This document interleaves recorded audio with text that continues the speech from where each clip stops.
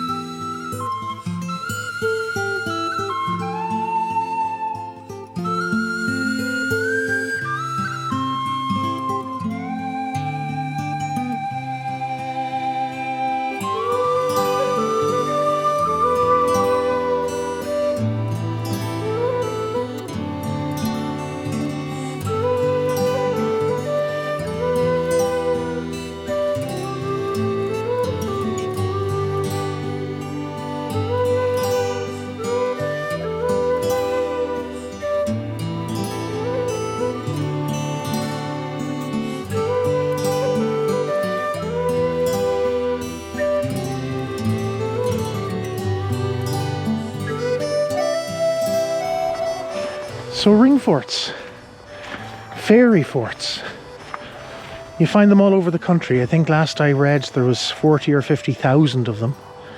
And that number could be completely wrong. I could be making that up. Sometimes I lose track myself. But this one here now, we're in Banagher, the townland of Banagher, about 15 kilometres northwest of Tuam, County Galway.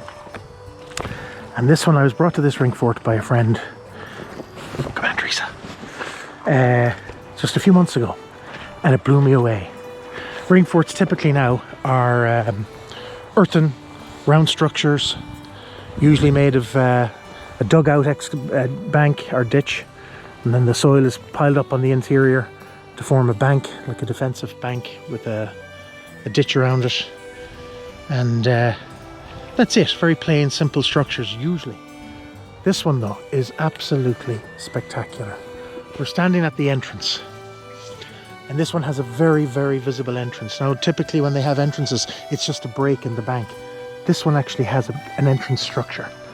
These two little arms of the bank sticking out, and here we are. I don't have my compass out, but I'm guessing it's roughly aligned east-west, I think. This might be an east-facing entranceway. But look at this. This is what makes this ring fort. Well, it's one of the things that makes this ring fort so unique, is the bank is actually faced with massive orthostats, these big upstanding stones. It's spectacular. This is really odd. Very unique. Look at that. Limestone, I think. So we have this stone facing coming in. Now we're walking into the interior of the ring fort, and then all the way around. Look at that. Stone facing. Now it goes visibly about a third of the way around, and then the stones are gone. I'm guessing robbed out, used for construction, who knows. This side there's none at all evident. This side of the bank actually is very corroded, very eroded. This side's much more intact. Look at this. We've got a sheer face, and then the top of the bank is almost flat. Up we get. So there's our feature, there's our entrance, and here's our bank. Lovely flat surface. Now, probably in all likelihood, this bank would have been augmented by a wooden palisade. And then outside you'd have had your defensive ditch, and you can see evidence of a smaller outer bank still there. Oh, there's the sheep. Look at them all lying down. That is a field of very pregnant sheep. Poor things. They'll be popping sprogs any day now. But this bank goes all the way around, obviously. That's why it's called a ring fort. There's a nice... Oh, look at this. More stone. It's just covered in moss. Ooh, it's amazing. Honestly, that's so unusual to have a ring fort that's mostly earth, but still has this amazing stone facing on the inside, not the outside, mind you. And look at the size of that defensive ditch. Quite a substantial bank here as well. Now, there's a few things about this ring fort that make it so unique.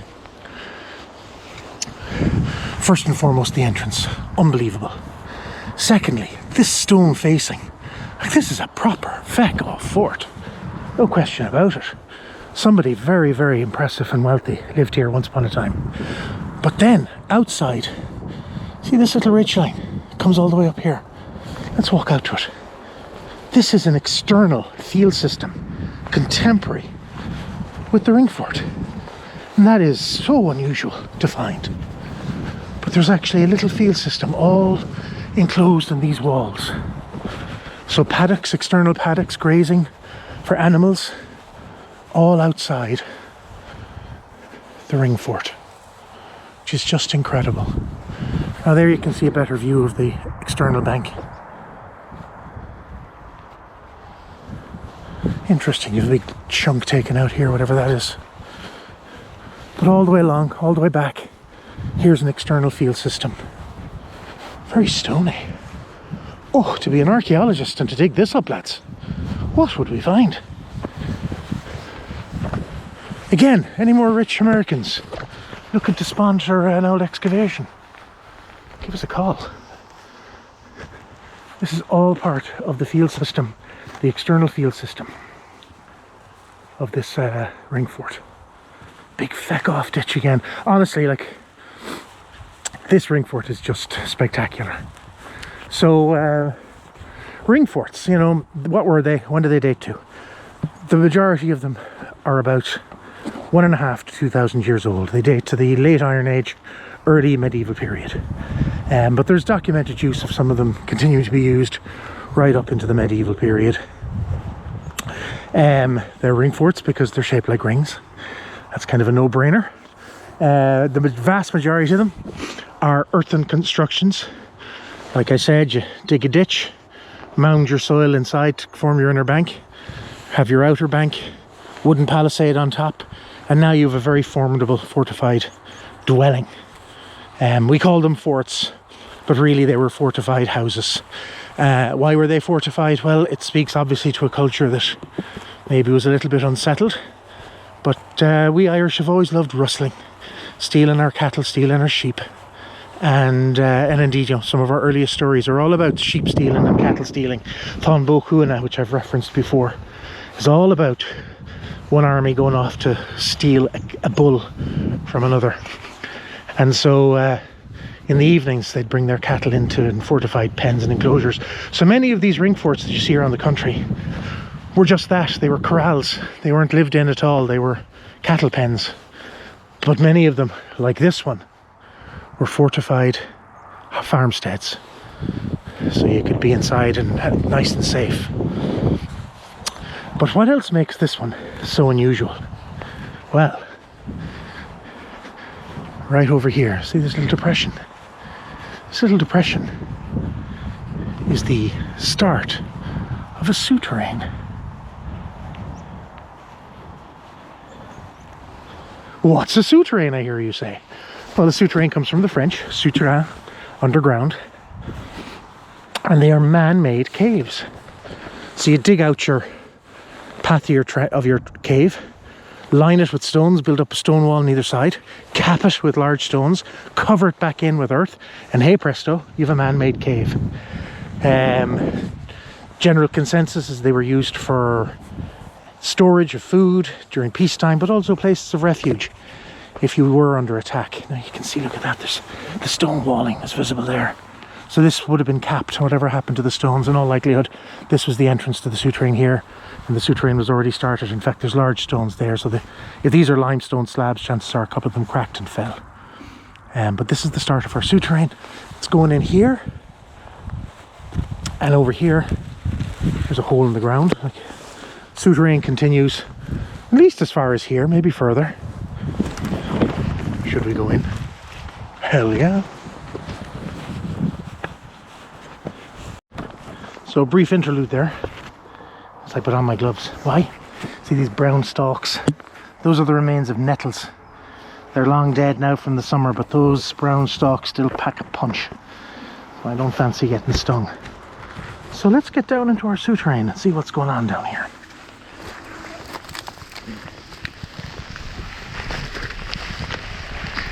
And please God, it won't fall on us today. That would suck. Look at this. Look at this. God said, let there be light.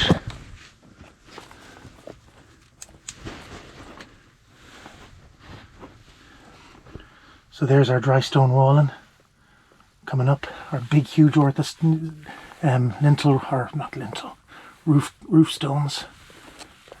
Dry stone wall on either side. This is all limestone. It's the local rock here in North Galway, Northwest Galway. This guy goes back. It's definitely filled in a wee bit over time. Clearly goes further back again. Oh, wouldn't you love to dig this out? This is interesting. There's a drop down here. Look at that. So the souterrain probably drops down further here. Went down a bit more. But here we are now. So like I was saying, about 2,000 years old, 1.5, 2,000 years old. Also known as fairy forts all over the place. And why is that? Well, there was a very close association between these structures and the little people in Irish folklore. When you think about it, you've got these magnificent earthen structures on your land, or in some cases made out of stone, and whispered stories of ancient heroes and associations with mythical creatures. So it stands to reason that these ring forts became known as fairy forts and had very close, lots of parallels and stories and associations with fairies. And then when you come into them and you find these like mysterious passages, clearly man-made, just down into the ground, well, it doesn't take much of a jump of imagination to think that these are entrances to the other world, to Tiernanog or wherever, to serve the fairies. And so as a result, a lot of these ring forts became sacrosanct. You didn't touch them. Farmers would not go near them. To this day, that they remain taboo in that respect, that you don't mess with ring forts. And if you've one on your land, you leave it alone, because if you mess with it, the fairies will come for you. And those traditions, I mean, even as an archaeologist working on projects, I've had young lads on my site that are uncomfortable working on ring forts. Those traditions are very strong today, and they'll never admit it, but beliefs in the fairies are still very strong with a lot of country people, city people too, if they have any sense. Let's see if we can climb out now without clobbering my head. Am I dead? Clever boy. But there you go. There's the ring fort. There's the souterrain. And there's an ancient site here in North Galway, which is just spectacular. Love it. Not bad, huh?